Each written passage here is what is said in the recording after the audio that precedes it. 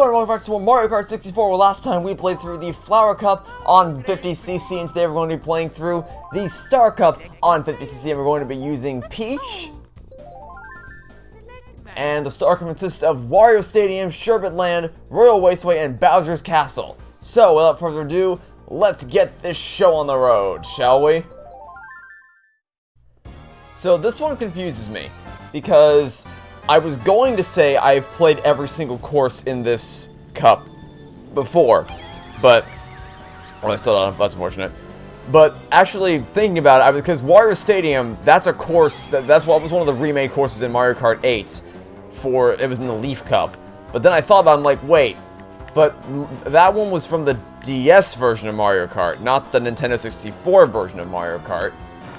So I guess there were two Wario Stadiums, because this layout doesn't seem, well, maybe, I don't, I mean, it's kind of hard to tell, because Mario Kart 8 has, obviously, the anti-gravity, which messes with the flow of things a little bit, but even this doesn't seem super familiar, so I think, I guess there was just more than one Wario Stadium in Mario Kart's history, which is, oh dear god, not a thing I knew, because I did not know there were more than one I didn't know there was more than one Wario Stadium, but we'll see what that one looks like when we get to DS, I suppose. But I've played every other one, because Sherbet Land, that one was in Mario Kart Wii, Royal Raceway, if I can speak properly. Royal Raceway was in Mario Kart 8, and then, Bowser's Castle was in Mario Kart Wii as well. So I played all the other ones, just not this one. This one I have not yet played. I thought I did. I was getting ready to say that I had, but then I thought about it and I realized I actually hadn't played it before. Anyway, so for today's topic, we're going to be talking about plot twists. Also, this course is, well, we have not even completed a full lap yet. I just realized just how long. This is a long track. We're still on lap 1 of 3. So we're still going. We are still going. This is going to be, well, the good news is this gives us plenty of time to actually talk about what I want to talk about, which is plot twists, because there's a lot of, one of the topics that was discussed, since we've been recently discussing a lot of movie-related topics in this LP. Today we're going to talk about plot twists, the best kind and the worst kind. So, the problem with this one is that I can't really tell you what well, I guess I can be vague about it, kind of. I can try to be vague. Because I can't really tell you why the plot twists are so amazing without, well, ruining the plot twist. So, if you hear a movie or game that you've yet to experience and you want to experience it for yourself without a spoiler, then this video will probably not be for you.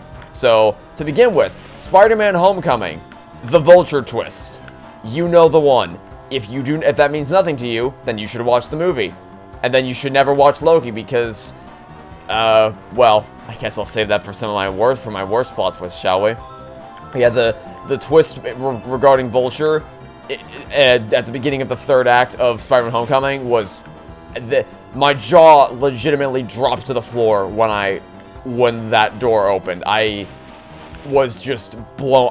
Because it does such a great job of changing your mood, and your emotional response to it changes radically within the past 10 minutes of the film, because you have the talk between Peter and Tony, which puts you in a sullen mood, just, seeing how because the way they're acting makes sense with their characters, and then you see the moment where, obviously, well, I'm going to assume that if you're still listening, that then you know what happened. So, when the suit gets taken away, that, you feel that, and you empathize a lot with Peter throughout the movie, so that's a hard-hitting emotional moment. And then it becomes you slowly get more and more excited, and you slowly start to feel happy for him as the mood just gradually increases, and the mood gradually brightens as he starts to get ready for Homecoming. And then by the end of it, you just have a massive smile on your face, which is what makes the juxtaposition work so well, because you go from happy, like, on top of the world, everything's awesome, to the door opens and your jaw drops to the floor, and suddenly you're taken aback in shock, and then you're on the edge of your seat because of the dynamics that are happening in that car ride between everyone and all the information they have, and just, ugh. Man, Loki sucks so bad because he ruined such a series of incredible films. God, I hate Loki so much. Okay, so hi there, Yoshi. Where'd you come from? I don't know, but you don't need to worry about it. So that's one great plot twist. a game that I played is Dragons of the 3D Return to the Lair, and I made an entire video breaking down why that game is so phenomenal, and a decent portion of it was dedicated to talking about the plot twist from the game, which if you do not know, I wouldn't dare spoil for you. So if you want to learn more about it, I could not possibly do a better job breaking down the mechanics, of why the plot twist works so well than I did in my Dragons of 3D video. So go watch that if you don't want to play the game. But if you want to play the game, which I really recommend you do, I really recommend you play the game. It's genuinely my favorite of all time, and I don't think anything's ever going to top it. So I recommend you play it for yourself. It's just that good. So either play the game and you'll see the plot twist for yourself, or watch my video on it and then you'll find out what the plot twist is either way. So yeah, that's my stance there, is that's one of my favorite plot twists in anything I've ever consumed. And my god, that race was a long time. That race took a long time is what I should say. Anyway, so then obviously in terms of great plot twists, there's one series that I kind of have to talk about just because of the nature of the channel, and also just because it has a lot of great plot twists. Ace Attorney. Believe it or not, well known for having mind-boggling, but also completely logical plot twists, with the exception of Turnabout Big Top and other cases like it. We don't talk about those. But the rest of Ace Attorney is phenomenal with managing to pull the wool over your eyes at all the right opportunities. So if I had to pick one, well, I guess I can't pick one. If I could pick some of the top, also, it just occurred to me that ice physics plus the already kind of slippery controls. No, I don't know about that one there, Chief. I don't want to say it's not too bad, because every time I say it's not too bad is when I get proven immediately wrong. But it's manageable for the time being. Moderately manageable. We'll see how it goes. But at least I'm familiar with this one. I thought I was familiar with Wario Stadium, but then I was wrong. So, you know, but this one I know for sure was in Mario Kart Wii. Oh, dear God Almighty. Okay, this one was in Mario Kart Wii. It was a little easy to tell where you were going in that cave, but still, I played this one quite a bit on Mario Kart Wii. I believe this one was in the Banana Cup. It was in the one with, oh, that was not part of the plan. This was the first one in the cup, followed by Shy Guy Beach. Let's see, can I still do this? No, okay. Something you could do in Mario Kart Wii is if you hit the A button right as, or I guess the 2 button, really? Really, Donkey Kong? Did you really need, was that really necessary? Okay, right when Lakitu dropped you onto the ice, like the second you hit the ice, if you hit the A button, you would, well, I guess that applied to any course in the game. If you hit the, I keep trying to take that shortcut and it always fails, but if you hit the A button right as he put you down, like the second your wheels touch the ground again, then you would get a speed boost. It appears it's not in this game, but it's fine. It's fine. Anyway, more plot twists that we can talk about. So Ace Attorney, I, again, can't really go into what makes these work so well without saying what the plot twist is. So what I'm going to do instead is I'm going to say a vague description of what it is, or at least give you something to let you know what I'm talking about without actually giving it away for anyone who is yet to play the games for themselves, which you should, although I find it hard to believe it. I somehow find it hard to believe you're watching this video and have not yet played or at least watched a Let's Play of the Ace Attorney games. Just something about the demographic of my audience. Something tells me that that's just not a thing that's happened. I'm guessing if you're watching this, you are familiar with what happens in Ace Attorney, but if you're not, then, well, you should be. So, first things first, the premise of Turnabout Goodbyes just completely flips the formula and dynamic of the game on its head in such a masterful way. Farewell My Turnabout. Really the entire thing, but especially the final moments where you finally figure out how to turn the tables and, that was not nice, Penguin, and create the miracle you're looking for. The premise of Bridge to the Turnabout, really? What the hell was that? What just happened? I actually don't know what happened. I have no clue. I spawned it and I got immediately ping-ponged into the ocean. I'm actually confused. I have no clue what just happened there, but I don't, well, we're not winning this. Well, if it's possible to rank out of a Mario Kart 64 game, now's when we're gonna find out, because I don't think it, unless I get a mushroom here, which I don't think I will, I don't think it's possible for me to, oh wait, I did, go, nope. Well, if it's possible to rank out, we're gonna find out. Is ranking out a thing in this game? Please say no. Please say that there's no such thing as ranking out in this game. Please. Nope. You can still rank out. Great. My favorite mechanic from Super Mario Kart has returned to... Yay. Out of my way, Pingu. You know, it seems like even if I use a mushroom to get ahead of these guys, they'll still be right on my ass in a minute. Like, they're still right there. They're still right there. I don't get it. I don't get it. I use a mushroom to blast away from them, and they're still right behind. How does this happen? They're still right behind me. Okay. I don't...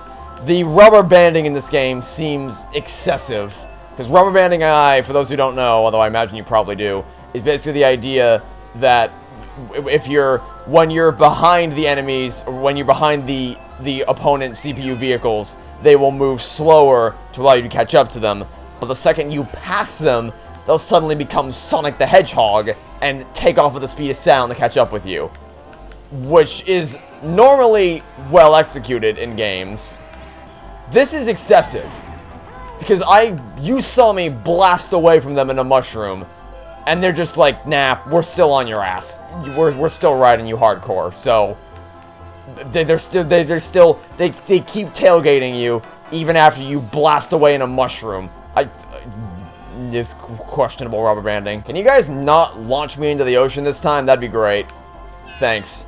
I don't know. I don't know what series of pinball ping. Where did that banana come from? Did that just spawn into the scene? Because there's no one near. Or at least I don't think there's anyone near me. But even if there was, it didn't look like it would have. Oh god, that didn't look like that banana was thrown from behind me. But the banana that was from before looked like it was thrown from the side. This game's got some jank to it. This game has decidedly got some jank to it, which I guess is acceptable because it's not. Because the controls are fine. And that's most important. As long as I can control my vehicle, I can handle this. Like, ranking out, I can handle. Poor controls, I can't really handle. But the problems of poor controls and ranking out are tolerable somewhat individually in a vacuum. But when you combine them together, you have a recipe for disaster.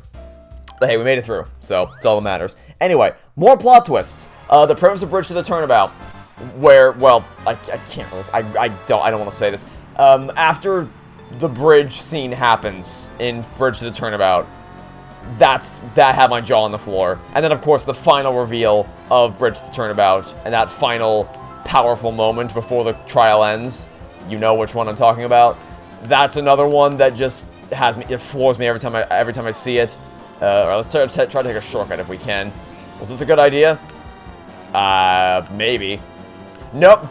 Well, it might have been a good idea in a different Mario Kart game, but in this one, they just tailgate you the whole time. Because the rubber banding is just that extreme, I guess. So here, take a banana. Goodbye. Now, how long will it take for you to catch up to me again? Probably less than a second, I'm guessing. Like, look at the mini-map. Look at how fast they're catching up to me. No, I don't believe you. I do not believe you when you say you're catching up to me with that much speed. I call BS. I call hardcore BS. I also think I just ran off the road. Alright, well, rip that dream. Okay, mushroom? I'd like a mushroom, please. Maybe. Well, no, I'll take some red shells, too. That just hardcore snapped onto him. It was going to the left into the lake, and then it's like, oh yeah, I'm a red shell, I forgot, and then it just hardcore course-corrected onto Yoshi. What? I mean, hey, it works. And he's back again! He's just right there again. He's back at it again! He's back at it again! It's been 1 second and he's already there. This game's rubber banding is extreme. I can't wait to see how much fun it's going to be to deal with that on 150cc. That, I'm sure, will be a grand old time with no possible downsides whatsoever. Anyway, more plot twists, shall we? In The Greatest Attorney, the Adventure of the Unspeakable Story, is I believe what the final case is called. The cat hall door, you know what I mean. That plot twist, phenomenal. The suitcase twist in Greatest Attorney 2.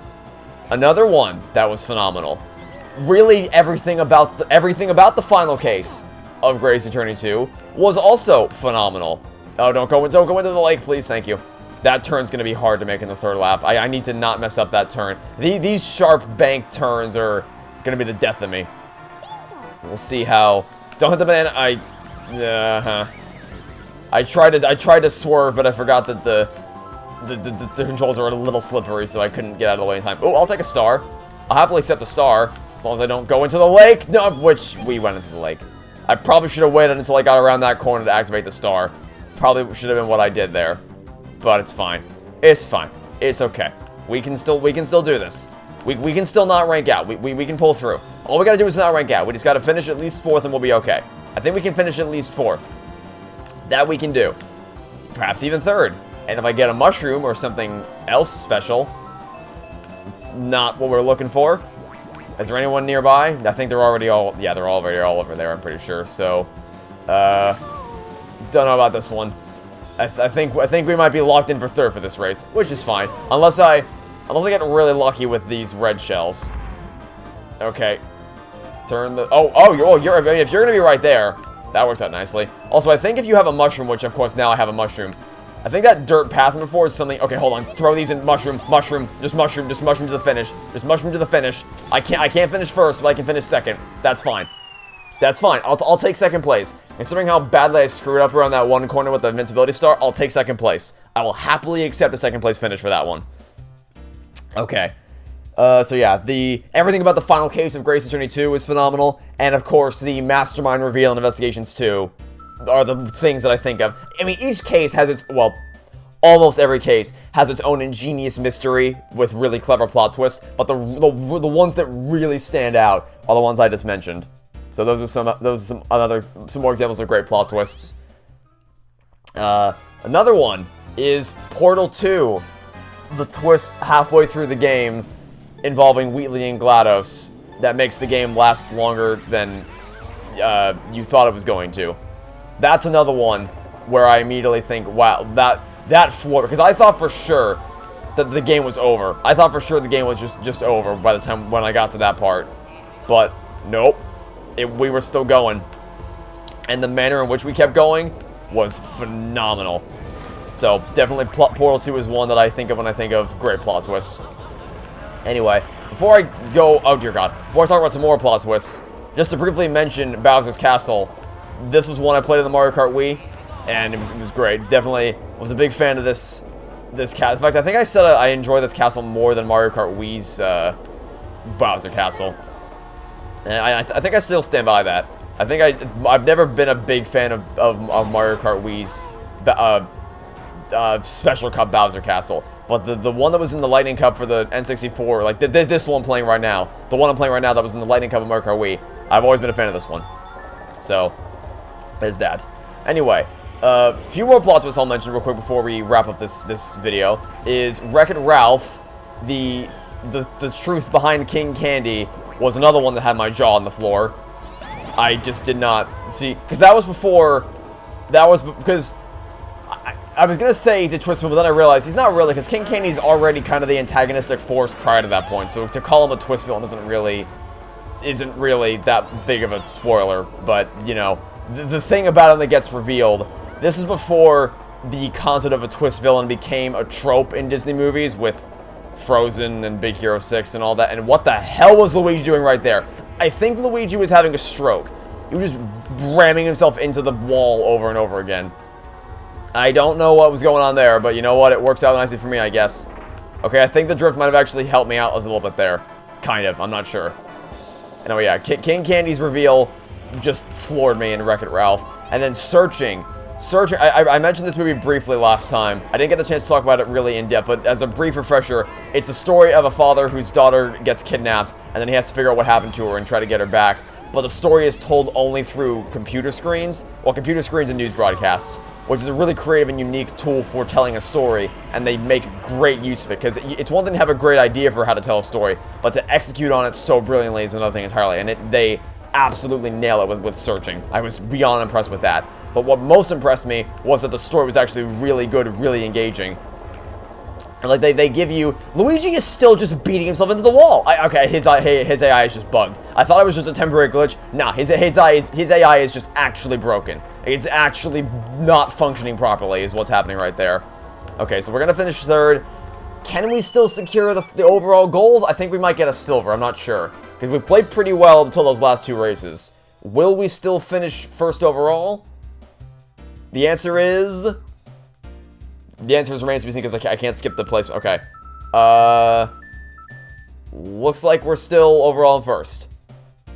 Because Yoshi... Man, I didn't even see that. Yoshi just got absolutely wrecked in that one. Because Luigi's AI was bugged, and Yoshi was all the way down to the bottom of the screen. Sorry, Yoshi was already down at the bottom of the rankings, and Luigi's AI was just bugged out for some reason. So, yeah, we won by a landslide, actually. That worked out nicely for us.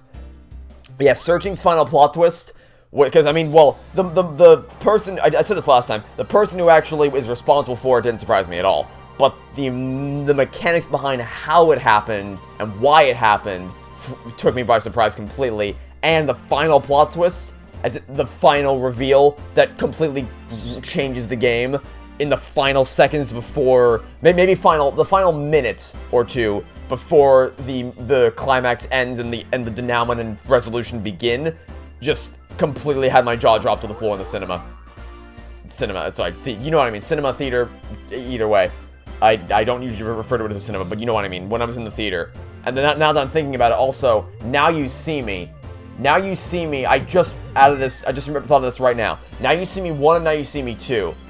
The final twist of the ending of Now You See Me 1 was incredible. And the final twist of the end of Now You See Me 2 was, I mean, you knew something was going, like, you knew something had to have been going on behind the scenes at that point, because you're familiar with the tricks of the first movie. But you weren't sure how. And everything about that final plane scene was so intelligently crafted. So those are 2 other ones where they had some pretty great plot twists. Now, I plan to talk about both best and worst plot twists in this video, but obviously we kind of ran out of time. So I guess next time, we're gonna dedicate it all to talking about the worst plot twist. And we should have plenty of time to do it, because next up is the Special Cup, featuring the Nintendo 64 version of Rainbow Road. So that's going to be a fun time. Anyway, that'll be it for now. Thanks for watching. Stay tuned for next time. We'll catch you all tomorrow for some more Mario Kart 64. Goodbye.